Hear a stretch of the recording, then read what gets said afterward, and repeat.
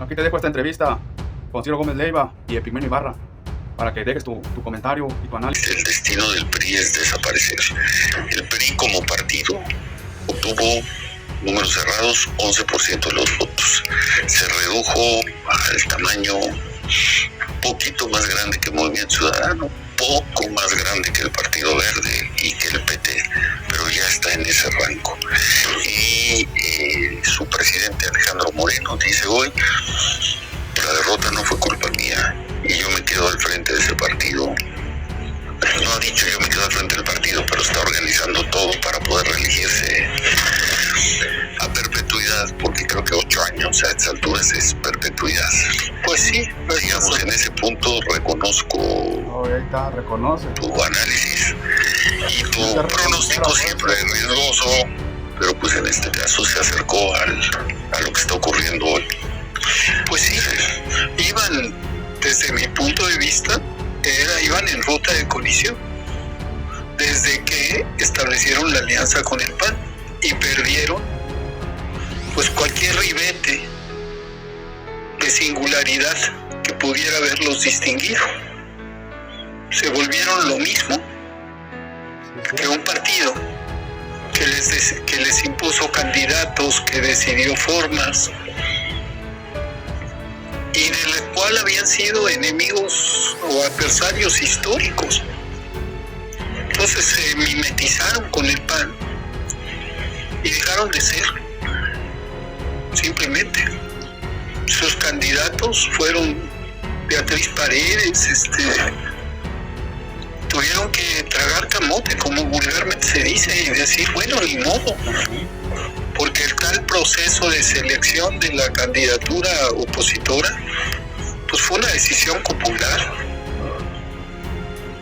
y entonces el PRI se quedó con unas cuantas posiciones para sus figuras más emblemáticas, pero hoy, como lo vemos, enfrascado en pugnas intestinas que no tienen salida, acusando a Lito a unos de participar en el atentado contra Luis Donaldo Colosio, a otros de ser los culpables de una derrota de la que él fue el arquitecto exclusivo y el operador directo.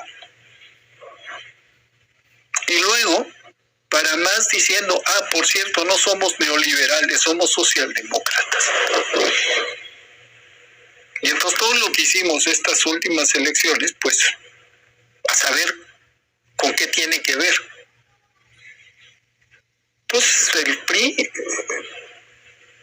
me imagino yo que seguirá su ruta de desaparición como el PRD. Porque las alianzas... Tomará años. Tomar algunas elecciones federales. Pues puede tomar 2, 3 elecciones federales. Porque todavía tienen acceso a prerrogativas y las van a defender y por ahí se van a mantener. Pues política y económicamente es un gran negocio en México tener un partido de 7%, 8%, no se diga 10 u 11%. Funciona, pero te da presencia, te da dinero, te permite ganar algunas posiciones en los congresos. Yo veo muy difícil que este PRI vuelva a ganar algún día una elección de gobernador o quizá ganen alguna presidencia municipal por ahí. No hago pronósticos, pues, pero lo veo muy difícil. Pero estamos hablando de un partido que dominó el país, lo dominó durante decenios y de repente se fue desdibujando y deshaciendo. Derrotado hace 24 años, luego regresó, no fue un buen gobierno el del 2012-2018. Pero bueno, como sea, aquí la cosa es que lejos de revisar qué fue lo que ocurrió, asumir responsabilidades, y asumir responsabilidades no es salir a flagelarse en público, sino quizá dar paso a quienes no perdieron. La dirigencia del PRI dice, nosotros no perdimos, perdió la historia, perdió el pasado, perdieron quién sabe quién. Y aquí vamos a seguir. Bueno, pues suerte.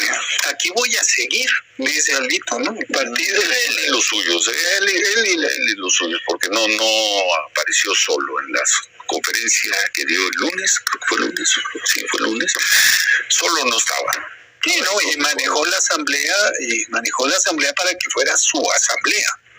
O sea, el control del partido lo tiene. Porque los otros...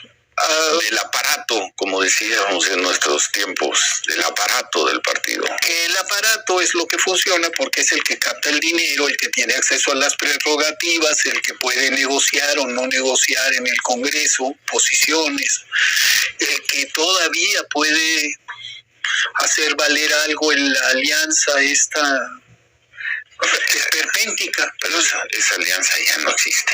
Sí, yo decía que la candidatura de Xóchitl era un esperpento, era una grotesca deformación de la realidad. Lo sucedido me dio la razón. No tenía sentido. Exactamente. Era una traición de todos a lo que eran, con un propósito difuso. Electoralmente les dio buenos resultados 3 años antes, en la elección federal del 2021. Y ese era el antecedente directo, inmediato. Porque el 21 tiene una lección. El 21 fue un llamado de atención a Morena. Y fue un llamado de atención que entendieron perfectamente tanto Claudia como López Obrador. Se pusieron a trabajar. Y como nunca dinamizaron el movimiento. Y aquí hay que decir que López Obrador, al adelantar el proceso sucesorio, introdujo un elemento movilizador en el movimiento brutal.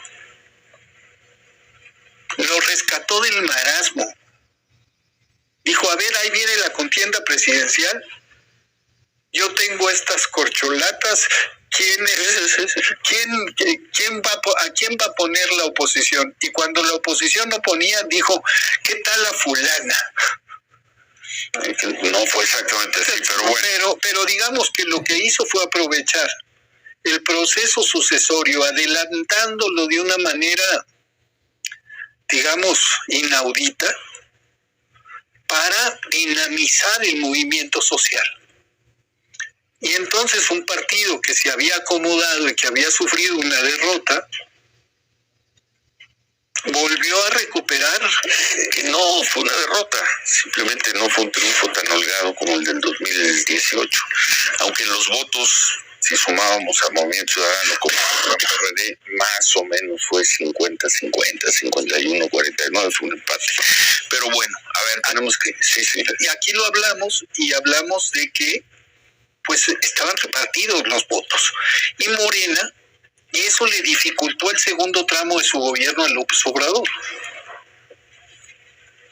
Pero en lugar de vencerse o resignarse, lo que hizo fue dinamizar al movimiento. Y lo logró unos resultados extraordinarios. Trabajar. Y uno podría preguntar, oye, ¿qué tanto trabajo hizo con su militancia? Después de tanto estarle tirando allí en todo el tiempo el noticiero con Epigmenio Ibarra, ahora tuvo que decir sí fue cierto lo que dijeron ustedes tenían la razón. El PRI está acabando, solito está acabando el PRI.